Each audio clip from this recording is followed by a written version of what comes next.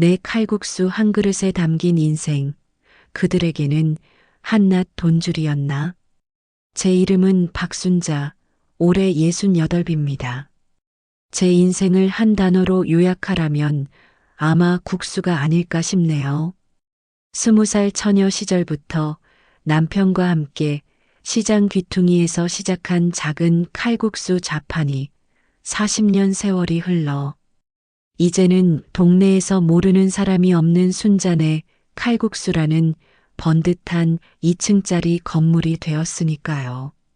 남편이 10년 전 먼저 세상을 뜨고 난 뒤에도 저는 하루도 쉬지 않고 새벽 4시면 일어나 육수를 끓였습니다.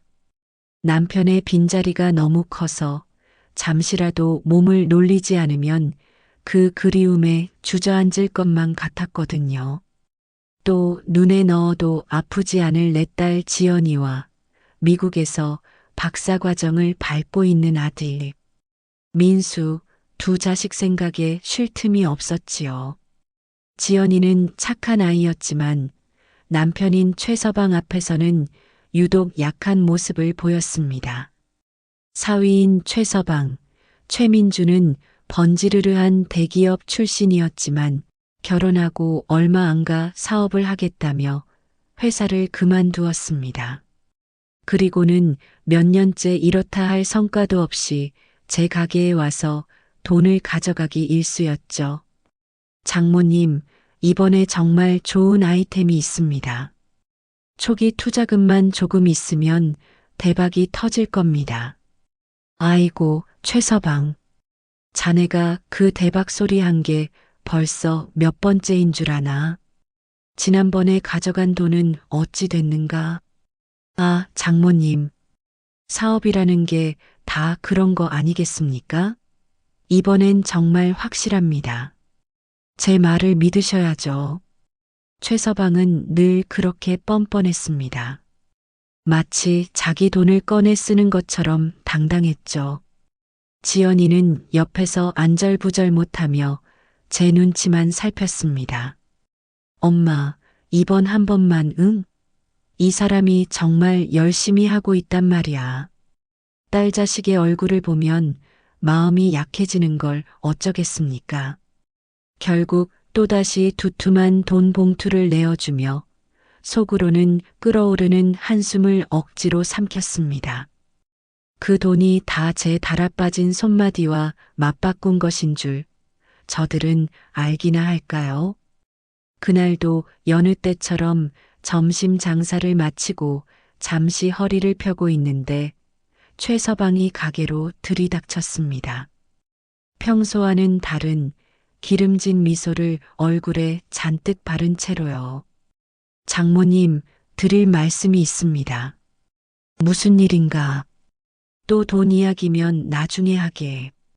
지금은 피곤하네. 아닙니다, 장모님. 이건 장모님을 위한 일입니다. 이제 이 힘든 일 좀 그만하시고 편히 쉬셔야죠. 최서방은 서류 뭉치 하나를 테이블 위에 탁 내려놓았습니다. 순잔의 칼국수 프랜차이즈 사업 계획서라는 글자가 눈에 들어왔습니다. 이게 다 뭔가? 장모님, 시대가 변했습니다. 언제까지 이렇게 주먹구구식으로 장사하실 겁니까? 제가 장모님의 손맛을 전국에 알릴 겁니다. 이 가게를 본점으로 해서 전국에 가맹점을 내는 겁니다. 장모님은 그냥 명예회장으로 앉아서 로열티만 받으시면 됩니다. 말은 번지르르 했지만 그 속내를 모를 제가 아니었습니다. 제 이름과 평생을 바친 가게를 통째로 삼키려는 속셈이었죠. 나는 그런 거 할 생각 없네. 이 가게는 내 남편과 내가 피땀으로 일군 곳이야. 돈벌이 수단으로 만들고 싶지 않아. 제가 단호하게 말하자 최서방의 얼굴에서 미소가 싹 가셨습니다. 장모님, 아직도 상황 파악이 안 되십니까? 이건 장모님 좋으라고 하는 일입니다. 연세도 있으신데 언제까지 국수만 말고 계실 겁니까? 그의 말투에는 은근한 조롱과 무시가 섞여 있었습니다. 평생을 바친 제 일을 국수나 많은 일로 폄하하는 그 순간 제 안에 무언가가 툭 하고 끊어지는 것 같았습니다. 자네가 내 인생에 대해 뭘 안다고 함부로 말하는가? 이 가게는 내 자존심이고 내 인생 그 자체야. 자네 같은 날건달에게 넘겨줄 생각은 추호도 없으니 당장 그 서류 가지고 나가게. 제 평생 처음으로 사위에게 고성을 질렀습니다. 최서방은 잠시 놀란 듯 했지만 이내 다시 비릿한 웃음을 지으며 말했습니다. 후회하실 겁니다, 장모님. 좋은 말로 할 때 들으셨어야죠. 그리고 며칠 뒤 제 인생을 송두리째 무너뜨리는 사건이 터지고야 말았습니다. 딸 지연이가 울면서 저를 찾아왔습니다. 엄마 미안해. 정말 미안해. 지연아, 무슨 일이냐? 왜 그래? 딸의 손에는 법원에서 온 등기후 편물이 들려 있었습니다. 한정치산 선고, 심판 청구. 제정신으로는 재산을 관리할 능력이 없으니 딸인 자신을 재산관리인으로 지정해달라는 내용이었습니다. 청구인 이름에는 김지영과 함께 최민준의 이름이 나란히 적혀 있었습니다. 이게 대체 무슨 말이냐? 내가 어떻게 나한테 이럴 수가 있어? 엄마, 그 사람이 엄마가 요즘 자꾸 깜빡깜빡하고 돈 계산도 틀린다면서 엄마를 위해서라고 그래야 재산을 지킬 수 있다고. 지연이는 남편의 말에 그대로 넘어가 도장을 찍어준 것이었습니다. 그동안 최서방이 가게 돈을 빼돌리며 장부를 조작해 제가 돈 계산을 틀린 것처럼 꾸며놓고 주변 상인들에게는 제가 치매 초기 증상을 보인다는 헛소문을 퍼뜨렸다는 사실을 알게 된 것은 모든 것이 끝난 뒤였습니다. 그날 저는 평생 처음으로 자식에게 배신당한 어미의 서러움에 목 놓아 울었습니다. 하지만 그것은 앞으로 닥쳐올 거대한 불행의 서막에 불과했습니다. 제 인생이 이렇게까지 나락으로 떨어질 줄은 꿈에도 몰랐습니다. 법원에 출석한 날 사위 녀석은 온갖 거짓말로 저를 정신병자로 몰아갔습니다. 제가 가게 돈을 엉뚱한 곳에 기부한다느니, 손님과 돈 문제로 멱살잡이를 했다느니 있지도 않은 일들을 사실처럼 늘어놓았습니다. 딸 지연이는 고개를 푹 숙인 채 남편의 거짓말을 그저 듣고만 있었습니다. 판사 앞에 선 제 모습이 얼마나 초라하고 억울했던지요. 수십 년간 정직하게 살아온 제 삶이 저 교활한 사위 녀석의 혓바닥 놀림 몇 번에 산산조각 나고 있었습니다. 결국 법원은 그들의 손을 들어주었습니다. 저는 제 가게와 집, 모든 재산에 대한 권리를 박탈당했습니다. 하루아침에 평생을 일군 모든 것을 빼앗기고 딸의 감시를 받는 신세가 된 겁니다. 최서방은 그날 이후로 완전히 본색을 드러냈습니다. 가게는 그의 손에 넘어가자마자 순잔의 칼국수라는 간판을 내리고 최고의 맛, 명품 칼국수라는 촌스럽고 요란한 이름으로 바뀌었습니다. 제가 평생 지켜온 육수 비법은 온데간데 없이 공장에서 만든 인스턴트 소스를 사용했고 가격은 2배로 올렸습니다. 손님들의 발길은 뚝 끊겼지만 그는 아랑곳하지 않았습니다. 가게를 담보로 거액의 대출을 받아 외제차를 사고 명품으로 온몸을 휘감고 다녔습니다. 저는 쫓겨나다시피 2층 살림집에서 나와 가게 구석의 작은 창고 방으로 거처를 옮겨야 했습니다. 그들은 제게 매일 딱 10,000원짜리 한 장을 던져주며 하루 식비로 쓰라고 했습니다. 내 돈으로 내 건물에서 저들의 눈치를 보며 밥을 사 먹어야 하는 기막힌 신세가 된 것입니다. 장모님, 요즘 손님이 줄어서 힘드니 반찬 투정은 하지 마시죠. 엄마, 그냥 김치에 밥만 먹어도 맛있잖아. 우리도 힘들어. 딸과 사위는 제 앞에서 보란 듯이 비싼 소고기를 구워 먹으면서도 제게는 차가운 밥과 김치만 내밀었습니다. 서러움에 눈물이 핑 돌았지만 밥을 넘기지 않으면 굶어 죽을 것 같아 꾸역꾸역 목구멍으로 밥을 밀어 넣었습니다. 몸과 마음이 지쳐갈수록 죽은 남편 생각이 더욱 간절해졌습니다. 여보 보고 싶구려. 당신이 있었으면 내가 이 지경까지 되지는 않았을 텐데 내가 뭘 그렇게 잘못했기에 이런 벌을 받는 걸까요? 밤마다 남편의 영정 사진을 붙들고 하염없이 울었습니다. 젊은 시절 남편과 함께 고생했던 기억들이 파노라마처럼 스쳐 지나갔습니다. 추운 겨울 노점에서 칼국수를 팔다 손이 꽁꽁 얼어붙으면 남편이 제 손을 입김으로 녹여주곤 했었죠. 순자야, 우리 조금만 더 고생하자. 나중에 꼭 번듯한 가게 하나 차려서 당신 손에 물 한 방울 안 묻히게 해줄게. 그 약속을 지키기 위해 남편은 밤낮으로 일하다 결국 병을 얻어 먼저 세상을 떠났습니다. 그런 남편의 피와 땀이 밴 곳인데 저 짐승 같은 놈에게 이렇게 짓밟히게 둘 수는 없었습니다. 어떻게든 이 상황을 벗어나야겠다고 생각했지만 방법이 없었습니다. 미국에 있는 아들에게 전화를 걸어봤지만 이미 최서방이 손을 써놓은 뒤였습니다. 엄마, 매형한테 다 들었어요. 엄마 건강이 많이 안 좋으시다면서요.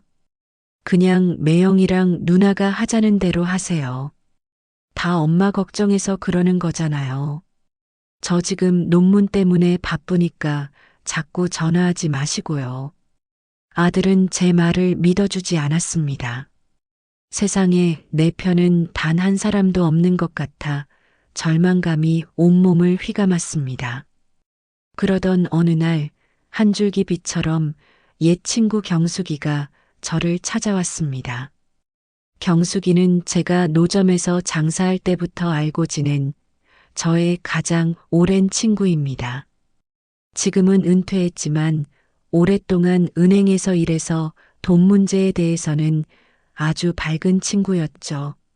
순자야, 이게 어떻게 된 일이야? 동네에 이상한 소문이 돌아서 와봤더니 내 꼴이 이게 뭐니? 경숙이는 창고 방에 웅크리고 앉아있는 제 몰골을 보고는 기가 막혀 말을 잇지 못했습니다. 저는 그만 경숙이를 붙들고 그동안 쌓였던 모든 서름을 토해냈습니다. 제 이야기를 다 들은 경숙이는 최서방의 악행에 분노하며 제 등짝을 후려쳤습니다. 이 바보 같은 년, 그걸 왜 지금까지 혼자 끙끙 앓고 있었어. 나한테 진작에 전화를 했어야지. 미안하다 경수가. 너무 창피해서 누구에게도 말할 수가 없었어. 창피하긴 뭐가 창피해. 당장 정신 차려. 이대로 앉아서 당하고만 있을 거야?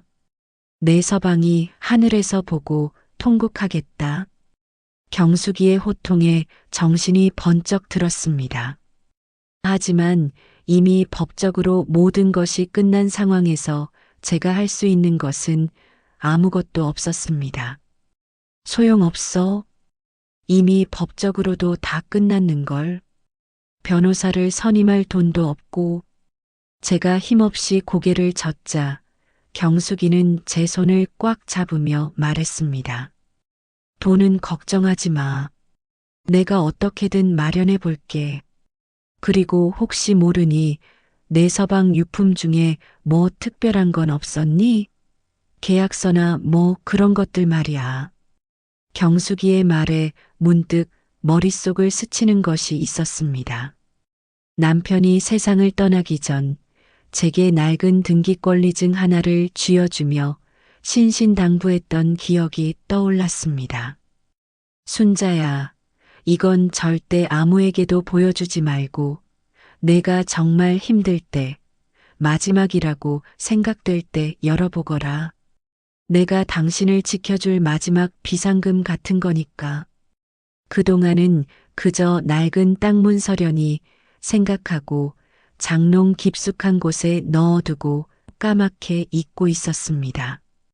저는 경숙이와 함께 허름한 창고 방을 뒤져 먼지 쌓인 장롱 구석에서 남편이 남긴 낡은 서류 봉투를 찾아냈습니다. 하지만 그 희망의 불씨마저 꺼뜨리는 사건이 곧이어 터졌습니다. 그날 저녁 최 서방이 술에 잔뜩 취해 들어와 제게 서류 한 장을 던졌습니다. 장모님, 이제 이 지긋지긋한 가게도 정리할 때가 된 것 같습니다. 그것은 가게 매매 계약서였습니다. 그는 제 평생이 담긴 가게를 헐값에 팔아넘기고 그 돈으로 새로운 사업을 시작할 계획이었던 겁니다. 안 돼. 이 가게는 절대 팔 수 없어. 이제 와서 안 되긴 뭐가 안 됩니까? 법적인 주인은 접니다. 장모님은 그냥 우리가 마련해드린 요양원으로 조용히 들어가시면 됩니다. 요양원이라는 말에 하늘이 무너지는 것 같았습니다. 저를 완전히 내쫓을 심산이었던 겁니다. 딸 지연이는 옆에서 엄마 거기가 더 편해. 시설도 좋고 라며 말도 안 되는 소리를 짓거리고 있었습니다. 그 순간 저는 모든 것을 포기했습니다. 희망도 삶에 대한 의욕도 모두 사라졌습니다. 그렇게 모든 것을 빼앗긴 채 짐승처럼 창고방에 갇혀 요양원으로 끌려갈 날만 기다리게 되었습니다. 그렇게 제 인생은 끝나는 줄로만 알았습니다. 절망의 가장 밑바닥에서 저는 남편이 남긴 낡은 서류 봉투를 떠올렸습니다. 어차피 이렇게 끝날 인생, 마지막으로 남편의 온기라도 느끼고 싶었습니다. 떨리는 손으로 봉투를 열자 안에서는 등기권리증과 함께 낡은 편지 한 통이 나왔습니다. 남편의 익숙한 필체였습니다. 사랑하는 내 아내 순자에게 이 편지를 읽을 때쯤이면 나는 이미 당신 곁에 없겠지. 그리고 당신은 아마 내 생각보다 훨씬 더 힘든 시간을 보내고 있을지도 모르겠구려. 내가 없어도 꿋꿋하게 우리 아이들과 가게를 잘 지켜낼 당신인 걸 알지만 세상 인심이라는 게 늘 우리 마음 같지는 않더이다. 혹시라도, 정말 혹시라도 누군가가 당신의 선량함을 이용해 우리가 평생을 바친 이 터전을 빼앗으려 하거든 이 등기권리증을 보시오. 편지를 읽는 내내 눈물이 뺨을 타고 흘렀습니다. 남편은 모든 것을 예견하고 있었던 걸까요? 저는 눈물 젖은 손으로 등기권리증을 펼쳐보았습니다. 그것은 단순히 가게 건물의 등기권리증이 아니었습니다. 가게 건물이 서 있는 이 땅에 대한 소유권을 증명하는 문서였습니다. 그리고 그 아래 아주 작은 글씨로 적힌 특약사항이 눈에 들어왔습니다. 본 토지의 소유권은 박순자에게 있으며 토지 위에 세워진 건물 순잔의 칼국수의 운영권은 가족에게 승계될 수 있다. 단 창업주인 박순자의 의사에 반하여 가게 운영에서 배제되거나 가게의 본질적인 정체성상호, 핵심 조리법이 훼손될 경우 토지 임대차 계약은 즉시 효력을 상실한다.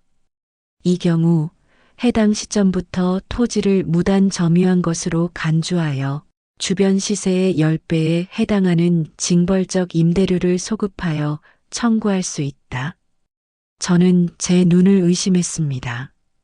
몇 번이고 다시 읽어보았습니다. 제 남편은 가게 건물과 땅의 소유권을 교묘하게 분리해 놓았던 것입니다. 최서방이 딸을 통해 빼앗아간 것은 가게 건물의 운영권일 뿐, 이 땅의 주인은 여전히 저 박순자였습니다. 그리고 그 계약서에는 최서방이 지금까지 저지른 모든 만행을 단숨에 뒤집어 버릴 수 있는 무시무시한 독소 조항이 숨겨져 있었던 겁니다. 순간 제 안에서 무언가 뜨거운 것이 울컥 치밀어 올랐습니다. 그것은 더 이상 슬픔이나 분노가 아니었습니다. 죽은 줄로만 알았던 삶에 대한 의지, 그리고 저 짐승 같은 놈들에게 모든 것을 되돌려주겠다는 차가운 결의였습니다. 눈물이 먹고 흐릿했던 시야가 선명해졌습니다. 다음 날 아침 저는 곧바로 경숙이에게 연락했습니다. 전화를 받은 경숙이는 제 차분하고 냉정한 목소리에 놀란 듯 했습니다. 순자야, 괜찮은 거니? 목소리가 왜 그래? 경숙아, 나 좀 도와줘. 이제 전쟁을 시작해야겠어. 경숙이는 한달음에 달려왔습니다. 저는 그녀에게 남편이 남긴 등기권리증과 편지를 보여주었습니다. 문서를 꼼꼼히 읽어본 경숙이의 눈이 동그래졌습니다. 세상의 순자야, 내 서방 정말 대단한 사람이었구나. 이건 완벽한 한방이야. 우리는 더 이상 지체할 시간이 없었습니다. 경숙이는 예전에 은행에서 일하며 알고 지냈던 젊고 유능한 변호사를 수소문했습니다. 다행히 경숙이의 부탁에 변호사는 흔쾌히 저희를 도와주기로 했습니다. 변호사는 서류를 검토하더니 승리를 확신하며 말했습니다. 어머님, 걱정하지 마십시오. 이 서류만 있으면 게임은 끝난 겁니다. 상대방은 어머님께서 이 땅의 주인이신 줄은 꿈에도 모르고 있을 겁니다. 우리가 가진 카드는 저들이 상상도 못할 핵폭탄입니다. 변호사의 자신감 넘치는 말에 굳어있던 제 마음이 조금씩 녹아내리는 것 같았습니다. 그때부터 우리의 치밀한 반격이 시작되었습니다. 먼저 최서방이 가게를 담보로 대출을 받은 은행과 가게를 인수하기로 한 계약자를 파악했습니다. 그리고 그가 그동안 법인 카드를 이용해 유흥비와 명품 쇼핑으로 탕진한 내역들을 샅샅이 긁어모았습니다.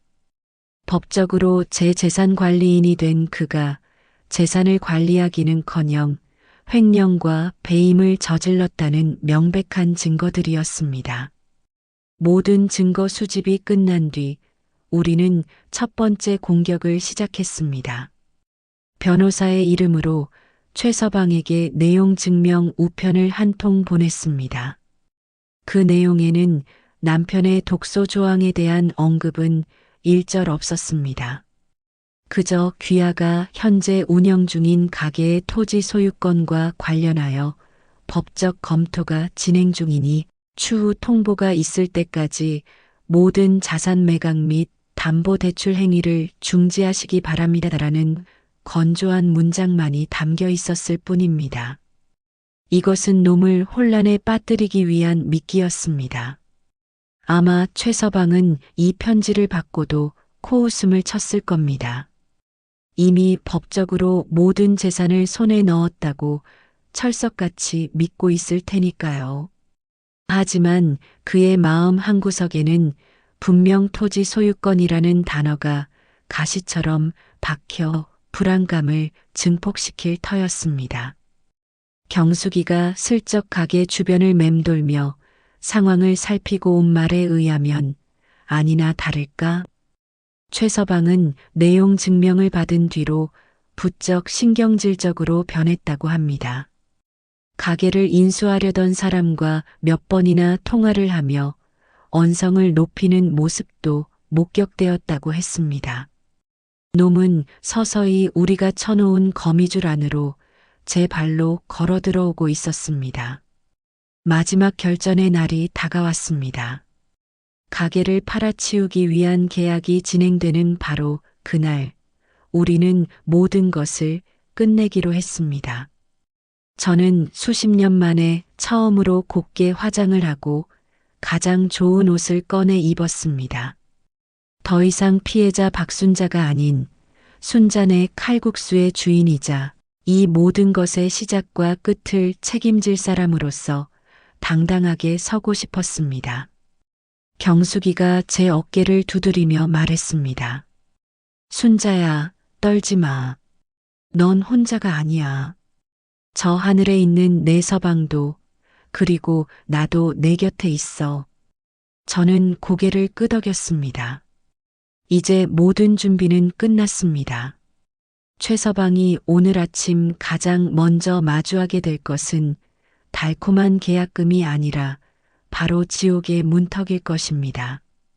결전의 날 저는 경숙이 그리고 변호사와 함께 최고의 맛 명품 칼국수라고 쓰인 역겨운 간판이 걸린 제 가게로 향했습니다. 가게 안은 이미 파티 분위기였습니다. 최서방은 가게를 인수할 사람들과 그의 가족들까지 불러 모아 샴페인을 터뜨리고 있었습니다. 제 딸 지연이는 그 옆에서 아무것도 모른 채 밝게 웃고 있었습니다. 그 모습을 보니 가슴 한쪽이 시리면서도 오히려 마음이 더욱 단단해졌습니다. 우리가 가게 문을 열고 들어서는 순간 시끄럽던 음악이 멎고 모든 사람들의 시선이 우리에게로 쏠렸습니다. 최서방은 잠시 당황한 듯 했지만 이내 경멸 가득한 표정으로 제게 다가왔습니다. 장모님, 여기가 어디라고 함부로 들어오십니까? 당장 나가지 않으면 경찰을 부르겠습니다. 그때 제 옆에 있던 변호사가 앞으로 나서며 그의 앞을 막아섰습니다. 최민준 씨, 경찰은 저희가 부를 겁니다. 귀하는 지금 타인의 재산을 불법으로 점유하고 심지어 매각하려 한 혐의로 현장에서 체포될 수도 있습니다. 뭐라고요? 이 양반이 지금 무슨 소리를 하는 거야? 이 가게 주인은 나야. 법적으로. 최서방이 고래고래 소리를 질렀습니다. 주변 사람들은 어리둥절한 표정으로 우리를 쳐다보고 있었습니다. 변호사는 비웃음조차 짓지 않는 차가운 얼굴로 서류 뭉치를 꺼내 테이블 위에 펼쳐 보였습니다. 이것은 이 가게 건물이 서 있는 토지에 대한 등기권리증 원본입니다. 그리고 소유주는 여기 계신 박순자 여사님이시죠. 최서방의 얼굴이 하얗게 질리기 시작했습니다. 말도 안 돼. 그럴 리가 없어. 말이 되는지 안 되는지는 이 특약 조항을 보시면 알게 될 겁니다. 변호사는 등기권리증에 명시된 독소 조항을 또박또박 모든 사람이 들을 수 있도록 큰 소리로 읽어내려갔습니다. 창업주를 내쫓고 가게의 정체성을 훼손했을 경우 토지 임대차 계약은 즉시 파기되며 주변 시세의 10배에 해당하는 징벌적 임대료를 소급하여 청구한다는 내용이었습니다. 따라서 최민준 씨는 박순자 여사님을 가게에서 내쫓은 그날부터 지금까지 이 토지를 무단으로 점유한 것이 됩니다. 그동안 밀린 임대료와 위약금을 합산한 금액이 자그마치 42억 7천만 원입니다. 지금 당장 이 금액을 변제하시거나 혹은 이 가게에 있는 모든 집기와 시설을 그대로 둔 채 몸만 나가시면 됩니다. 물론 그동안 가게를 담보로 받은 불법 대출금과 재산 횡령에 대한 민형사상 책임은 별도로 물을 예정입니다. 42억 7천만 원. 그 금액을 듣는 순간 최서방의 다리가 풀린 듯 그 자리에 주저앉았습니다. 그의 얼굴은 더 이상 하얀색이 아니라 회색빛으로 변해 있었습니다. 가게를 인수하려던 사람들은 상황이 심상치 않음을 깨닫고 이런 사기꾼 이라며 욕설을 퍼붓고는 꽁무니를 빼기 바빴습니다. 그제야 모든 상황을 파악한 딸 지연이가 제게 달려와 무릎을 꿇었습니다. 엄마, 엄마, 내가 잘못했어. 제발 용서해줘. 응? 내가 정말 죽을 죄를 지었어. 저는 아무 말 없이 눈물 콧물로 범벅이 된 딸의 얼굴을 내려다보았습니다. 한때는 눈에 넣어도 아프지 않을 내 딸이었는데 어쩌다 저렇게 어리석고 나약한 사람이 되어버렸을까요? 일어나거라. 내가 용서를 빌 상대는 내가 아니다. 내 인생을 망쳐버린 저 남자와 그리고 너 자신에게 빌어야지. 제 차가운 말에 지연이는 더 크게 오열했습니다. 하지만 저는 더 이상 돌아보지 않았습니다. 최서방은 넋이 나간 사람처럼 바닥에 주저앉아 중얼거리고 있었습니다. 끝났어, 다 끝났어. 그의 몰락은 완벽했습니다. 억대의 빚더미에 올라앉게 된 것은 물론 사기와 횡령 혐의로 쇠고랑을 차게 되었습니다. 지연이는 결국 그와 이혼했고 모든 것을 잃은 뒤에야 비로소 제게 진심으로 용서를 구했습니다. 저는 딸을 완전히 내치지는 않았지만 예전처럼 돌아갈 수는 없다는 것을 분명히 했습니다. 스스로의 힘으로 일어서는 법을 배우는 것이 제가 딸에게 줄 수 있는 마지막 가르침이라 생각했습니다. 미국에 있던 아들도 모든 사실을 알게 된 뒤 제게 몇 번이고 전화를 걸어 용서를 빌었지만 저는 그저 스스로를 돌아보는 시간을 가지라고만 말해 주었습니다. 모든 것이 제자리로 돌아온 뒤 저는 순잔의 칼국수 간판을 다시 내걸지 않았습니다. 대신 그 땅을 좋은 값에 팔았습니다. 그리고 그 돈으로 경숙이와 함께 전국을 유람하며 평생 처음으로 저 자신만을 위한 시간을 보내고 있습니다. 오늘은 따뜻한 남쪽 바다, 제주에 와 있습니다. 파도 소리를 들으며 경숙이가 타준 따뜻한 커피를 마시고 있으니 지난 세월의 아픔과 서름이 파도에 씻겨나가는 것만 같습니다. 저는 이제 더 이상 누군가의 아내, 누군가의 엄마로 살지 않습니다. 그저 박순자라는 제 이름 석자로 온전한 제 인생을 살아가고 있습니다. 제 이야기가 누군가에게 작은 위로와 용기가 되었으면 좋겠습니다. 인생의 가장 어두운 터널을 지나고 있다고 생각될 때 포기하지 마십시오. 당신을 지켜보는 누군가가 혹은 당신 안에 잠자고 있는 또 다른 당신이 가장 결정적인 순간에 당신의 손을 잡아줄지도 모르니까요.